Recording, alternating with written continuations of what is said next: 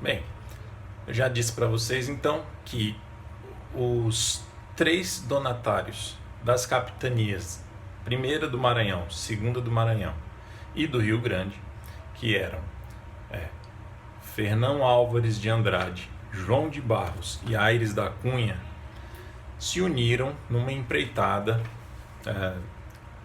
para colocar em prática o que o rei esperava deles, colonizar aquela região das suas respectivas capitanias. E eles, entre eles, se vocês se lembrarem do mapa que eu mostrei num vídeo anterior, entre a segunda do Maranhão e a do Rio Grande ficava a capitania do Ceará. Essa capitania do Ceará, da qual ainda vou falar alguma coisa, foi entregue a um homem chamado Antônio Cardoso de Barros. E esse homem não quis, de fato, se aliar aos outros 3 para participar da expedição. Então, acho que eu já mencionei que eles tinham o objetivo, esses 3, de fazer uma grande expedição para tomar posse, colonizar aquela região ao norte do Brasil. E eles tinham um objetivo especial, que era tentar atingir a região das grandes riquezas de prata e de ouro que os portugueses criam, que poderia ser alcançada navegando pelo Rio Amazonas, já que eles acreditavam que o Rio Amazonas e o Rio da Prata tinham uma origem comum nos Andes, como de fato é. Mas enfim, então hoje a gente vai falar sobre os preparativos e a partida dessa grande expedição. Só para vocês terem uma ideia, essa expedição, ela, de acordo com o Visconde de Cairu, que é um historiador, um pensador maranhense do século XIX, somadas a de Colombo, a de Vasco da Gama, a de Hernán Cortés e a de Francisco Pizarro, essa expedição superava essas 4 reunidas. Para vocês terem uma ideia do tamanho desta expedição, liderada pelo Fernão Álvares, João de Barros e Aires da Cunha.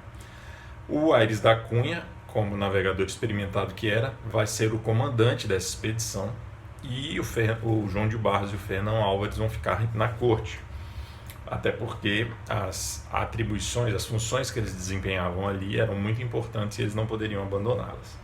O João de Barros vai mandar 2 filhos dele na expedição, o Jerônimo e o João, ambos filhos dele, do João de Barros, e a gente não sabe quem é o representante do Fernão Álvares de Andrade.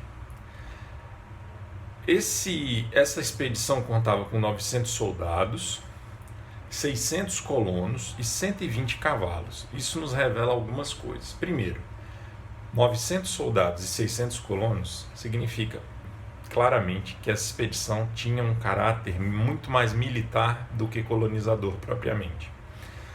Então, os objetivos de atingir os Andes ficam mais claros do que nunca. Levar 120 cavalos também indica isso, porque foi com cavalos que os espanhóis conseguiram muitos sucessos na conquista de outras regiões. Os portugueses sabiam que os espanhóis usavam cavalos de forma bem sucedida, mas nunca tinham tentado trazer cavalos para cá. Essa é a primeira vez que eles estão mandando, 120. Alguns dados dizem 113, outros 120, mas é por aí.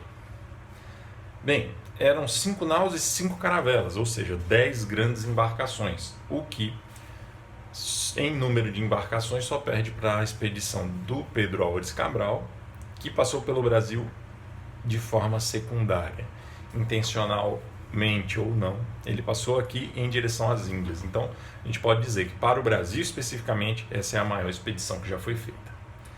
Bem, o que mais que eu posso dizer para vocês? O Dom João III percebeu que aquela expedição era muito grande, os investimentos eram vultuosos, então assim, ele viu ali algo bom para a coroa e ele concedeu alguns benefícios extras. Então vocês devem se lembrar que, além dos deveres, os capitães donatários tinham uma série de direitos. E além desses direitos, o Dom João III concedeu mais alguns benefícios. Por exemplo, ele mandou do reino armas, munições em grande quantidade, concedeu novas isenções fiscais para esses homens, em especial um alvará de 18 de junho de 1535, dizendo a esses homens o seguinte: qualquer mina de ouro ou prata que vocês encontrarem dentro dos lotes de vocês pertence de forma perene, permanente a vocês e a seus descendentes. Agora, o mais interessante é o seguinte: esses lotes eles tinham uma largura estabelecida pela quantidade de léguas que ela tinha de costa, mas de fundo não havia limitação. Havia um tratado de Tordesilhas, havia uma linha imaginária que nunca tinha sido demarcada.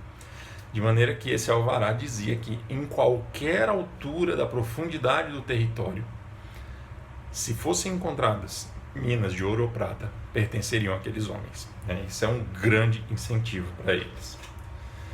Bem, então na segunda semana de novembro de 1535, eles partiram, essa grande frota partiu de Lisboa. 10 dias depois, eles vão cruzar as Canárias. O mais interessante é o seguinte: nós não temos, nos arquivos de Portugal, não existe praticamente informação sobre essas expedições.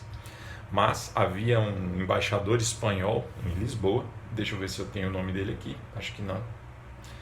Mas esse embaixador, se eu não me engano, o sobrenome dele era Sarmiento. Ele viu todo aquele preparativo, viu as conversas, né, de esquina, assim, aquele disse-me-disse, e descobriu, obviamente, que aquela expedição, apesar de ir para o Brasil, visava principalmente chegar nas regiões da Prata. E aí ele escreveu uma carta, 2 cartas para o rei da Espanha, contando tudo isso. E essas cartas acabaram se tornando os principais documentos, as principais fontes primárias para o estudo dessa expedição. Eu vou parar por aqui, porque não vai caber tudo num vídeo só, mas aí no próximo vídeo, provavelmente amanhã, eu falo para vocês sobre a chegada deles no Brasil e o início aí dessa aventura que eles vão ter aqui nessas terras nossas, tá bom? Então, é isso aí, um abraço para vocês.